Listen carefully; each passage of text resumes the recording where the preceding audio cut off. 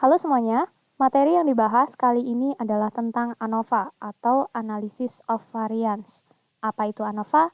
Untuk dapat memahaminya, perhatikan ilustrasi awal berikut. Bayangkan Anda sebagai seorang manajer produksi di sebuah perusahaan produsen parasut. Parasut yang diproduksi menggunakan bahan serat sintetis yang diperoleh dari 4 pemasok yang berbeda. Untuk membuat parasut digunakan 2 jenis mesin atau alat tenun. Kekuatan atau ketahanan parasut merupakan karakteristik yang penting untuk kualitas parasut. Dalam hal ini, Anda sebagai manajer produksi wajib untuk memastikan serat sintetis dari keempat pemasok menghasilkan parasut dengan kekuatan yang sama.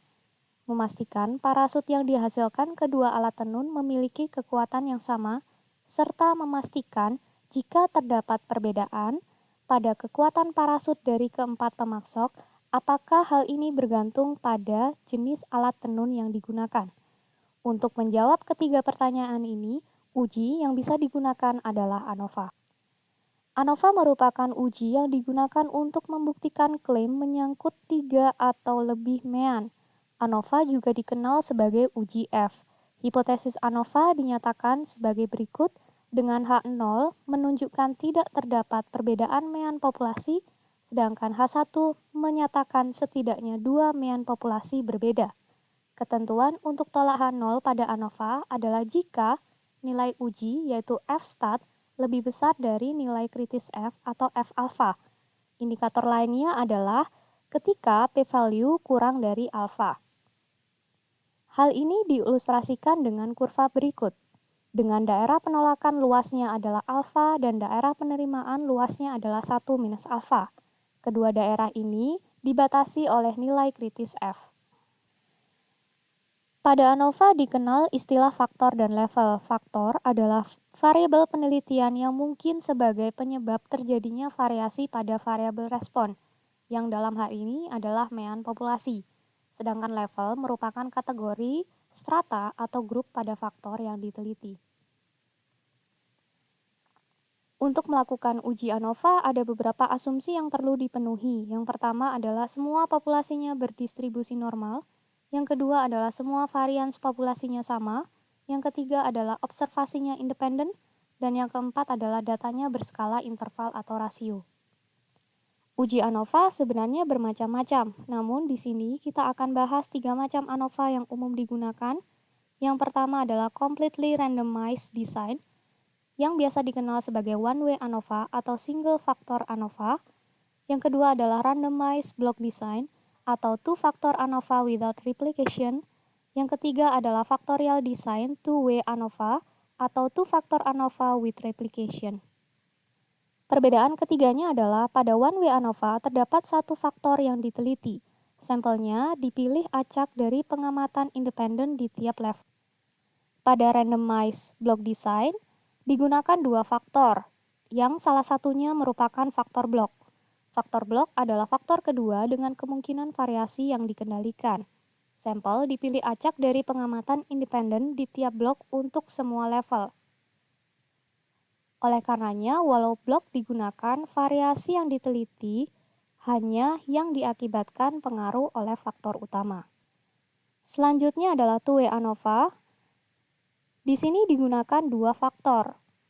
Sampel dipilih acak dari pengamatan independen di tiap level dari kedua faktor secara simultan. Nah, untuk dapat membedakan ketiganya, perhatikan ilustrasi berikut. Masih terkait dengan ilustrasi perusahaan parasut di awal, misalkan kita akan menguji dengan one-way ANOVA untuk faktornya yaitu pemasok. Dikarenakan terdapat 4 macam pemasok, maka terdapat 4 level pada faktor tersebut. Untuk uji ini, sampel diambil secara acak dari populasi, di mana sampel tersebut harus mewakili semua level pemasok yang ada. Idealnya, ukuran sampel untuk masing-masing pemasok atau level adalah sama agar dapat dihasilkan varians yang sama. Kemudian untuk uji randomized block design, misalkan digunakan faktor utamanya yaitu pemasok dengan 4 level, dan faktor bloknya adalah shift kerja yang terdiri dari level 3 level 1, 2, 3. Maka pengambilan sampel dilakukan dengan secara acak pada tiap blok.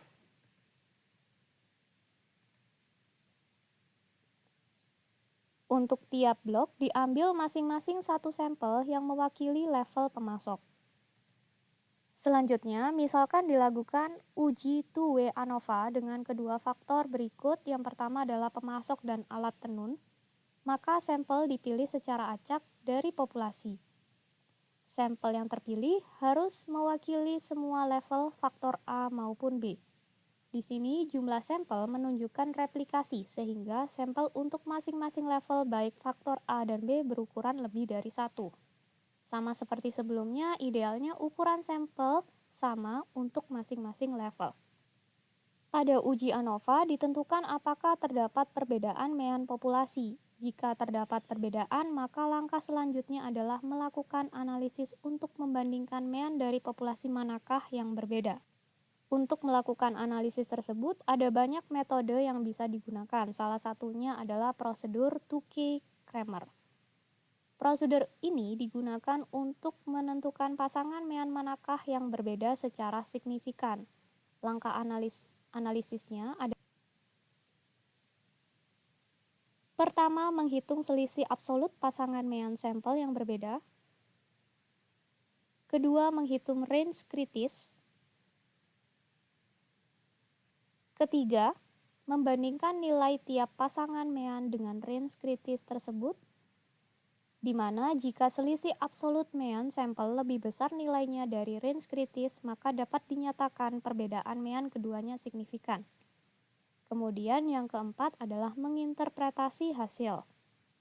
Nah, inilah serangkaian analisis yang digunakan untuk mengetahui apakah faktor dapat mempengaruhi variasi mean populasi. Lebih lengkapnya akan dibahas tiap jenis uji ANOVA pada video selanjutnya. Terima kasih.